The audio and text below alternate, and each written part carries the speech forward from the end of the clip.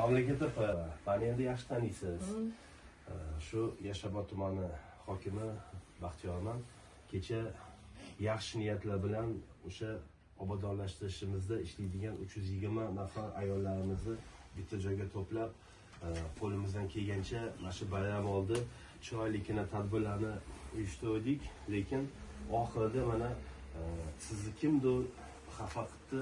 O'shaning uchun o'zim bugun shaxsan uyingizga keldim.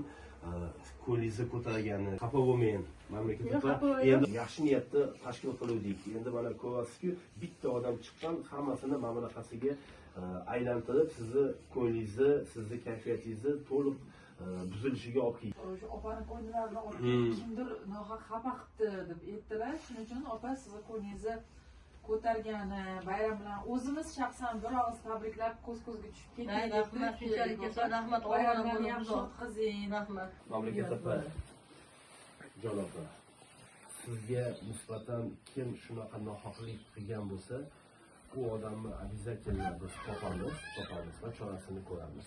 Ayollarni biz qo'limizda ko'tarib yuradigan vaqtimizda biz bitta ayolni xafa qilib o'tirsak, bitta ayolni ko'zidan yosh oqsa, ertalabgacha bularni bittasini ham uxlatganim yo'q. Doim. Mayli, meni hurmat qilsanglar, sizlarni Alloh hurmat qilsin. Mendan qaytmasa Alloh sizlarga boshqa joydan to'ylarga yetkazsin. Iloyo bolalaringizga bosh bo'ling. Mashinalarida shamolla esib, martabasiz bundan ulug'lasin. Alloh faqat to'ylarga buyursin. Amin. Allohu akbar. Aytganlaringiz kelsin. Rahmat sizga katta. Rahmat. Sizga ham bo'ling. Hech ham xafa bo'lmang. Mayli, rahmat. Shunchalik kelibsizlar. Rahmat, baraka. Bayramlaringiz bilan sog' bo'ling, o'zingiz ehtiyot qiling. O'ylamang, hammasi yaxshi bo'ladi. Alhamdulillah. Xo'p, rahmat.